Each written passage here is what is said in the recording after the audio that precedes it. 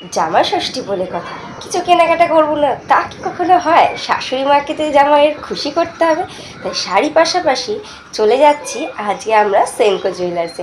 Sari house থেকে তো ঘুরে আসা হয়ে গেছে, সেনকো জুয়েলার্স থেকে কী কেনাকাটা করছি নিশ্চয়ই দেখার ইচ্ছা আছে। তবে সোনার দাম যা হারে বাড়ছে, মানুষকে গিফট দিতে গিয়ে জামাইদের এবারে পকেটটা ভালো রকমই খসছে। তবে আজকে আমরা কী কী কেনাকাটা করলাম এক ঝলকে চলো সেগুলো দেখে না। শাড়ি হাউস থেকে কিছু শাড়িও কেনাকাটা করেছি, আর বাবার জন্য কিছু ড্রেসও কিনেছি। যেহেতু সবাইকে দেবো তাই ঠাকুর ঘরের কিছু না দিলে হয়, এই ঠাকুর ঘরের জিনিস সবার আগে। এটা হলো মগরা ধুনো, দারুণ স্মেল এই ধুনোটা, এটাই সবার আগে ঠাকুর ঘরে দেবো। আর এই ওয়াটার বোতলটা আমার বোনের জন্য।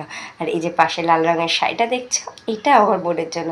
যদিও বা শাড়িটারি খুব একটা পরে না ও, তবুও এবারে আমি আজকে ওর মন খুশি করার জন্য শাড়ি দিলাম। প্রত্যেকবারে মাথা খারাপ করে রেখে দেয় আমার কালেকশান থেকে কিছু শাড়ি পরে সরস্বতী পুজো ঘুরতে যাবে বলে।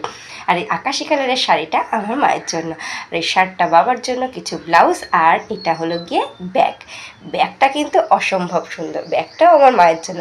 আর এই ব্যাগের মধ্যে কি আছে সেটাই হলো সব থেকে বড় রহস্যময়। এই ব্যাগের মধ্যেই আছে আমার মায়ের জন্য স্পেশাল গিফট। স্পেশাল গিফট বলে কথা, সেটা শাশুড়ি মায়ের হাতে পৌঁছাক তারপরেই তোমাদেরকে সাথে শেয়ার করব। চলো চলো, অনেক দেরি হয়ে গেল, চলো এবার জামা ষষ্ঠীর জন্য রেডি হওয়া যাক। Tata, bye bye.